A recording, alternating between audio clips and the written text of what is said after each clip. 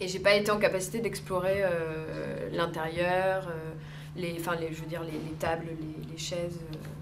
T'as fait tout le tour. J'ai fait tout le tour, j'étais vraiment dans l'appréhension des murs. Ouais. L'importance de la sensation lumineuse quand on rentre dans une pièce, nous, avec Yvonne, la pièce où on était, il y avait une fenêtre juste en face. Et tout de suite, ça donne vraiment ce qu'on disait, des repères, la sensation de finitude. Enfin, on sait que la pièce, du coup, il y a une fenêtre là et que ça se finit. Je sais pas, je me suis heurtée à un truc qui m'a amené à un autre. Et au final, je savais pas du tout dans quel sens j'étais. Et j'étais en plein milieu, et je tournais en rond en fait. Mais dans un angle, quoi.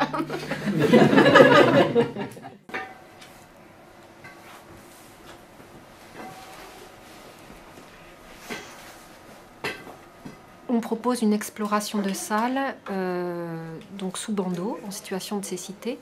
Donc la personne explore la salle, essaie de comprendre comment s'y déplacer, comment s'y retrouver, et se concentre un petit peu sur ce qu'elle ressent, sur ce qu'elle perçoit, et essaie d'avancer, de reculer, d'en faire le tour de cette salle. Et on s'aperçoit que Clémence est très arrêtée par tout un tas d'objets qui viennent un petit peu brouiller le processus, qui viennent brouiller sa progression. Elle va à droite, à gauche. Tout d'un coup, elle trouve la porte. Alors du coup, ça lui permet de se repérer davantage. Puis elle repart à droite, là d'où elle vient. Donc c'est aussi pour comprendre à quel point c'est compliqué, sans être guidée, de se repérer dans un endroit qui est un endroit inconnu. Là, l'accompagnement est vraiment nécessaire. On ne peut pas à la fois se concentrer sur le déplacement et à la fois se concentrer sur ce qu'on est en train de toucher, par exemple. Elle tente de faire les deux.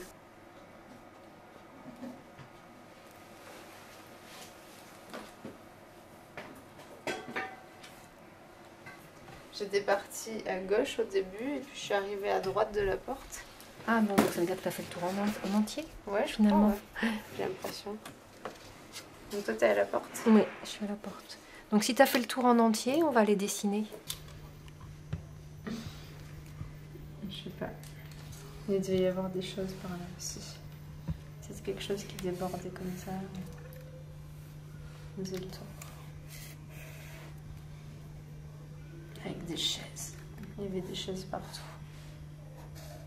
J'ai senti une source de chaleur par là. Alors du coup, je me suis dit que ça devait être le soleil qui tapait sur la table. Alors du coup, j'ai essayé de suivre la source de chaleur pour retrouver la fenêtre. D'accord. Et quand tu es revenu plusieurs fois aux mêmes endroits, c'était pour approfondir? Ben, en fait, quand je suis revenue à la porte, je me suis dit, bon, ben, vu que j'ai déjà fait le tour, je vais repartir en sens arrière pour aller essayer de voir le milieu. D'accord. Mais au final, je crois que j'ai refait le tour comme ça, je sais pas. Ok, ben on va aller voir. Ouais. Ouh là là. Ça ressemble pas du tout à ce que j'ai fait. Et à ce que tu avais imaginé dans la tête? Non. J'imaginais un truc aussi grand que un quart de la salle, quoi, on va dire. Ah d'accord. T'as remarqué que t'as beaucoup été là dans ce coin? T'as fait 3 allers-retours dans ce coin? Non, pas du tout.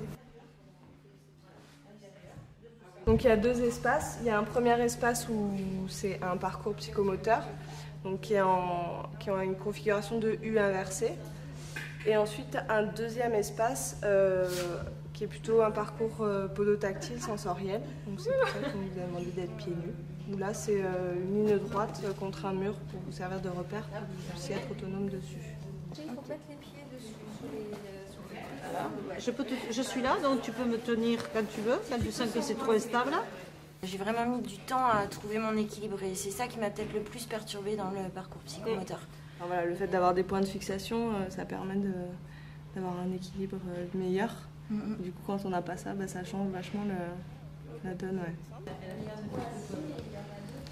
À chaque fois que j'ouvre les yeux, tout a beaucoup plus d'ampleur que quand j'ai les yeux fermés où ça a l'air imbriqué, petit, étroit.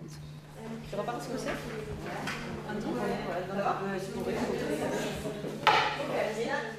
Est-ce que tu veux que je t'aide juste à te stabiliser? Ouais, je veux bien.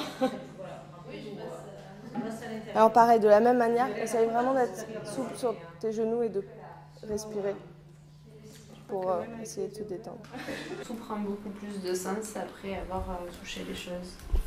L'importance de toucher et du coup, s'il n'y a pas possibilité de toucher, l'importance de la description. Parce que c'est vrai que les guides, par exemple pour le parcours psychomoteur, des fois ils annonçaient et ça aide à visualiser, donc ça fait moins peur. Tu suis le mur, Ouais. voilà, Je vais tout droit. c'est ça. Et tu arriveras sur une chaise sur laquelle tu pourras t'asseoir à la fin.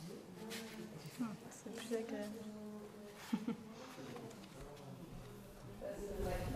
J'avais pas pensé qu'on pouvait sentir autant de choses avec les pieds. Et je me dis qu'en termes de matière, de certaines, je sais pas, je pensais par exemple à des peintures qui ont des matières, et je me dis que ça peut être intéressant de pouvoir les toucher avec les pieds, pas qu'avec les mains. Je sais pas, je pense à des paysages je pensais à un Sam Kiefer qui fait des trucs avec des terres, avec des morceaux. Et là, en marchant, je me suis dit que ça pouvait être une façon de donner cette attention de terre, de sombre et de le sentir.